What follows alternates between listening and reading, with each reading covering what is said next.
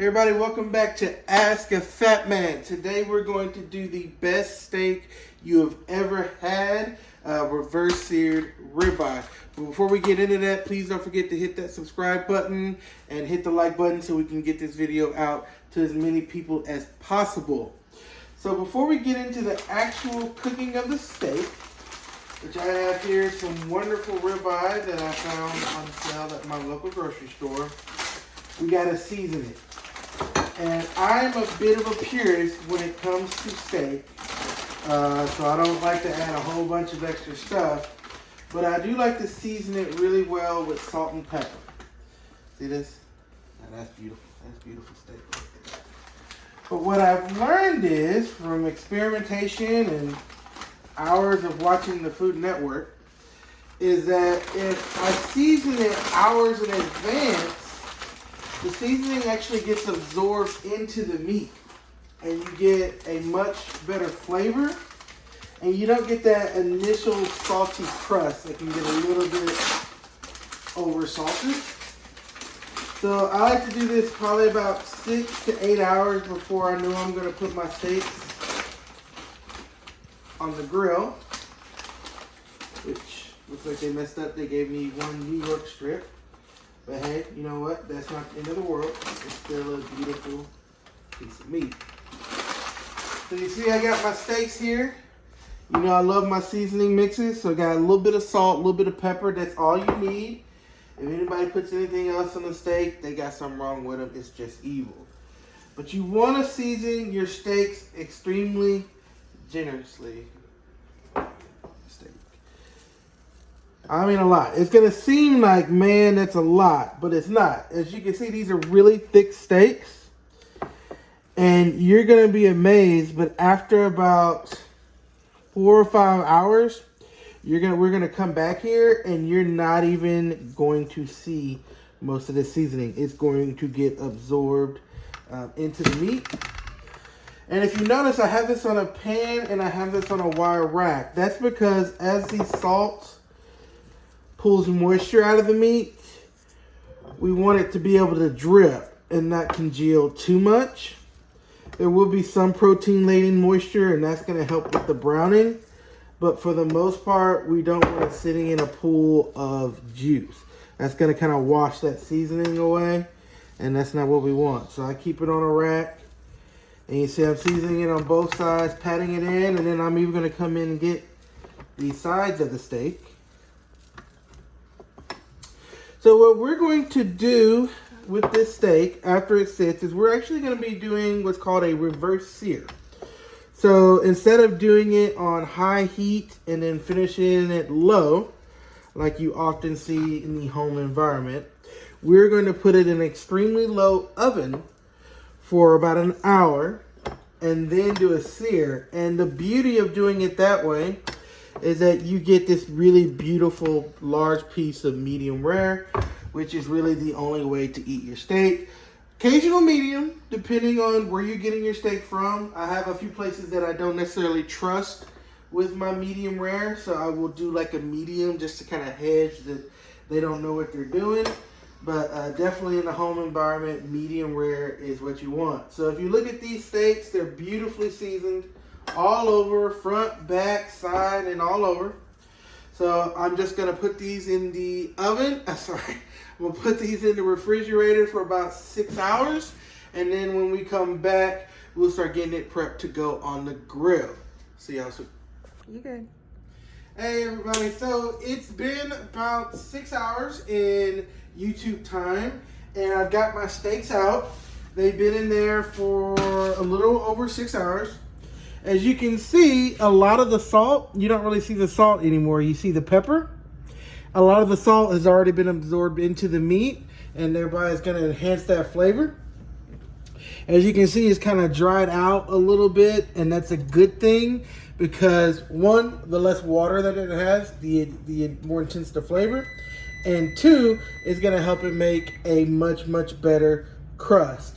So we're going to put this in our oven. It's a 200-degree oven. We're going to put it in there for 1 hour. This is not going to cook. And in fact, because it's at such a low temperature, it's just gonna slowly let that fat melt down, and it's just gonna be finger licking good. So I'm gonna go ahead and put this, rack it on in the oven, and we'll see you guys again in 1 hour. Go. Alright guys, so we pulled the steaks out of the oven after an hour. As you can see, they started to darken in color. But you still see that the seasoning is still adhering really, really well.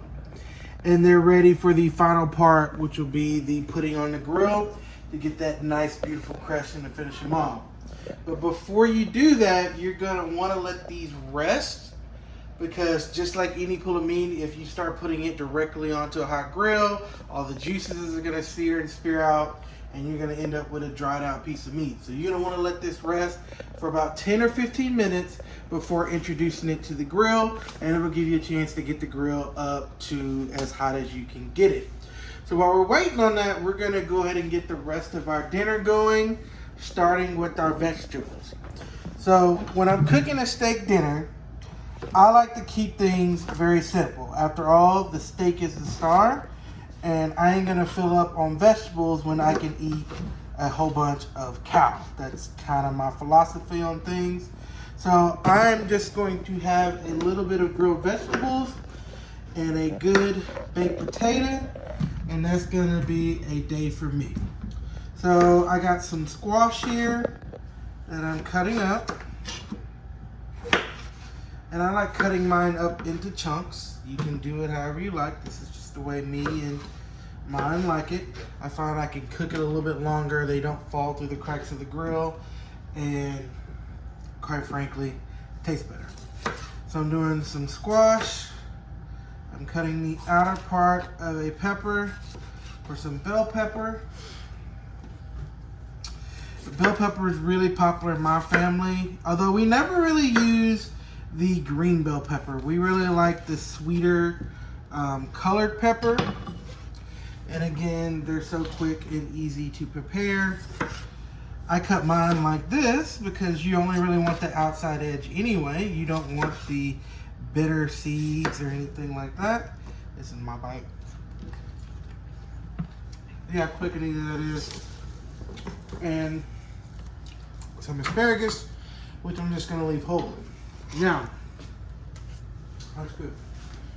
With my veggies, all I like to do, I like to cover. I'm gonna coat them, just kind of coat them in a little bit of olive oil. And I have a seasoning mix. This is just a mixture of salt, pepper, and herbs de Provence, which is a mixture of a few different seasonings. It's at Kroger, Walmart, places like that. But I'm basically just gonna season it with that olive oil, and then give it a nice liberal coating of seasoning. And then I'm just gonna kind of toss it together. And I'm actually doing this ahead of time. So I'm not ready to throw my vegetables on the grill yet, but I'm doing this ahead of time for a couple reasons. One, the more you can kind of get done ahead of time, the less work it is, and less you have to worry about getting distracting and messing up your steak.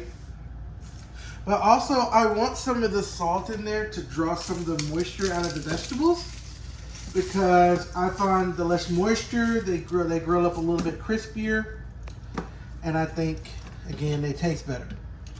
So I'm getting a little bit of garlic here. So traditionally, when you see people cooking a steak at home, they're usually grilling it in a pan, like a cast iron skillet. And they're usually finishing it with a little bit of butter and some kind of herb. And since I'm cooking it on the grill, obviously I'm not going to do the pan part, but I do still like to have that butter herb flavor in my steak. And so what I do is, I'm just gonna peel a few cloves of garlic. I have to do more than two, because I had an Italian friend of mine tell me years ago in high school that says any recipe that calls for less than 2 cloves of garlic is not a recipe you should trust. And so, considering she was the one that taught me a lot of what I know about cooking, I've kind of always put that to heart. So I'm just gonna chop. I'm just gonna do a rough chop of some garlic. and put that in a bowl. And then I'm gonna take a stick of butter, and what I'm gonna do is I'm gonna melt the butter and heat the garlic at the same time. And that's gonna warm the garlic through, kind of activate it. And then what we're going to do is we're gonna baste our steaks on the grill and baste our vegetables with that garlic butter. I'm actually gonna go grab a little bit of thyme to add to that, and that is gonna be really delicious, basted right on top of the vegetables and the meat. So we got our zucchini, our peppers, and our asparagus. We got our mix ready for our paste. Last bit is gonna be our potatoes. These potatoes are just your regular russet potato. They've already been washed. I'm very, very careful to wash potatoes because obviously I want to eat the skin of a baked potato. So I want it to be as clean as possible. So what I'm gonna do is, I got my oven set to 350, and I'm just gonna poke a few holes in them, just because you want to be able to release some of the steam.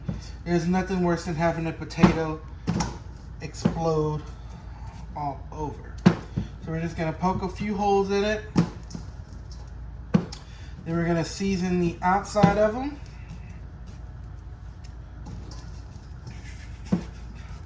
With some of our seasoning mix and a little bit of olive oil.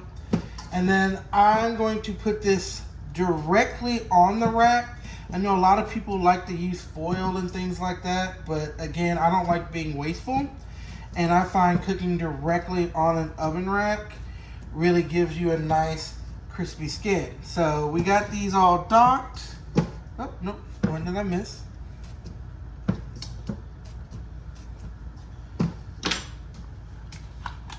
Get a little bit of olive oil.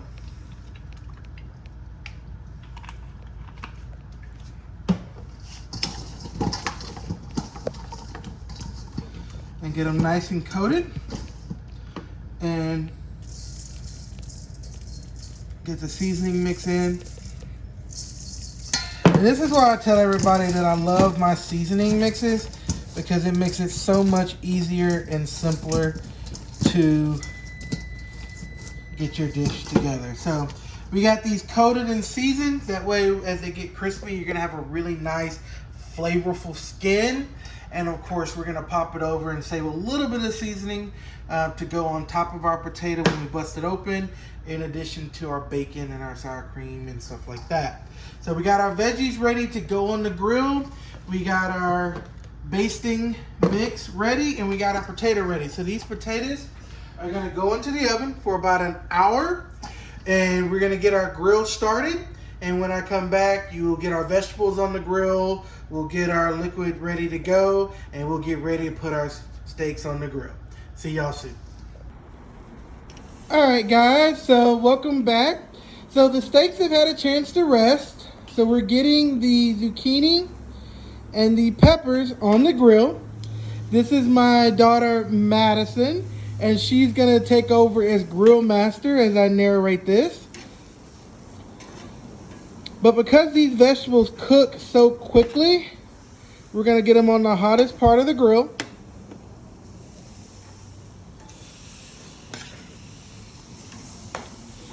And then we're gonna put the steaks. So what I like to do is I like to turn, because I do have a gas griddle, is I turn the grill up on high and then let it kind of get really, really, really, really hot, the same way you would a cast iron skillet if you were going to use a cast iron skillet for this application. But I get it really, really hot, and then I turn it down to about medium. That way it doesn't burn, but it's still hot enough to give a nice little sear on the vegetables that you're putting on there. And there should be plenty of room. Get some more on the other end of it. You can crowd the vegetables a little bit more.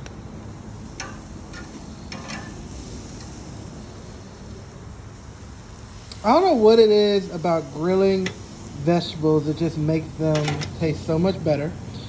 And then we're gonna put our steaks directly on the hottest part of the grill, a little bit hotter. And since they're mostly cooked in the middle, the steak isn't gonna take very long, probably 3 minutes per side. So what you're gonna do is you're gonna put it on there. We're gonna baste a little bit of the butter on top. Then we're gonna flip them, baste them a little bit more. So here we got our garlic butter, and we're gonna baste it on top of the steaks and the vegetables as they cook, just adding a nice little bit of flavor to the party. And see, the reason why I do it like this, and the reason why you'll see so many recipes calling for this, is because you've heard of people marinating stuff when they're cold, before you cook it. But actually, after something is cooked, because the heat opens up little holes, invisible holes, it actually absorbs the flavor a lot better after it's been cooked slightly, which is another benefit of that reverse sear method. So as you can see, we got everything going. Fire's nice and hot. It's looking kind of beautiful. I'm going to try one of our asparagus. The asparagus, because they burn so quickly, I don't like putting asparagus directly on the grill, nor do I like cooking it too much. So I usually like to just put my asparagus on the top rack of the grill and let it cook for about 10 minutes just up top, and then absorbs a lot of that smoky flavor. And then I baste a little bit of it in the butter and go from there. The nice thing about the reverse sear method is that you don't have to have a good and bad landing space. Because the wire rack was in the oven, it was cooked in the heat, it's perfectly safe to rest your steaks on as they sear. So we're just gonna let these cook, and we will be back as they get done closer towards the end. All right, so after about a minute and a half, you're gonna turn them at a 90-degree angle. And then after another minute, you're gonna go ahead and flip them.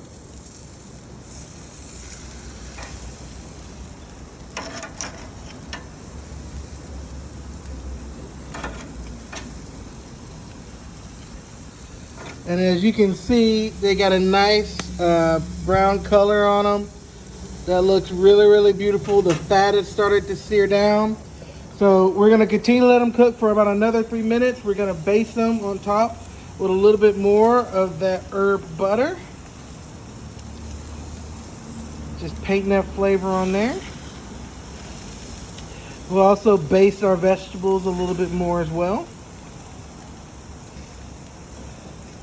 And that's one of the real benefits of that reverse sear, especially when you're using a grill because you want that grilled flavor on your steaks, is you don't have to worry about flare-ups or anything like that because you've already mostly cooked it, and right now you're just trying to get a good sear on it. So we're going to give the vegetables another flip, which I'm going to help with that. And then with the vegetables, as you start to see the char on these vegetables, you can start pulling them off the grill. So start pulling them off. They get nice and sweet. They're beautiful with that herbs and basted in that butter.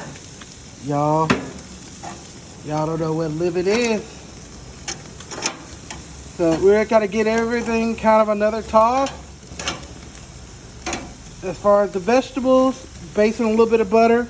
While she's basting that, I'm gonna give the steaks at 90-degree turn. And as you can see, you're starting to see a little bit of flare up. That's no problem, just turn down. And that's the benefit of having cooked it the way we've cooked it, is that it's really easy to adjust as you see what's happening. Because the steak is pretty much done, we're just adding to the flavor. All right, you want to add a little bit more on top.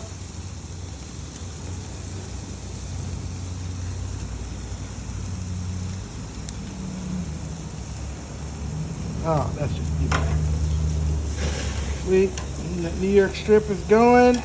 Check the ribeye. That's looking good. So we're going to give these probably another minute. And as you can see, boy, that stuff is just falling apart. It's a beautiful medium rare. So we're gonna give this probably another 30 seconds, and then we're gonna start pulling it off the grill. The peppers and the zucchini is looking good. So we're just gonna keep basting, keep cooking. We'll get it off. We're gonna let the steak rest for about 10 minutes, and then we'll slice into it, and we'll show you guys how it's gonna end. All right, so the steaks have had a chance to rest for about 10 minutes. We're gonna cut into it. You see we got our potatoes nice and crispy out of the oven. So we're just gonna bring it over here. So we got our potatoes, our squash, our peppers, and our asparagus. And we're just gonna bring our steak over to the cutting board. I'm using my hands, I know, but since I'm the one eating it, I'm not gonna do whatever I want with it. And so now we're gonna cut it. I try to cut it a little bit on the bias, as much as I can, but you see how there's no juices running out? That's how you know you've let it rest enough. And it's that beautiful, beautiful medium rare. Oh, that's just beautiful. Oh my God. Y'all, you have no idea. Perfectly seasoned throughout the entire steak.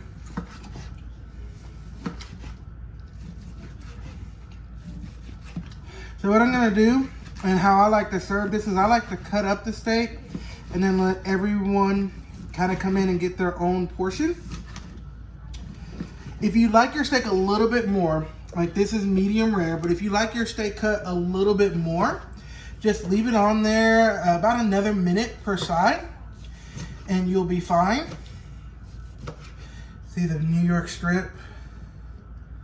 Oh, that is beautiful. And that's why you reverse sear. You have that beautiful thing of happiness there, instead of having it cooked in different layers or done this.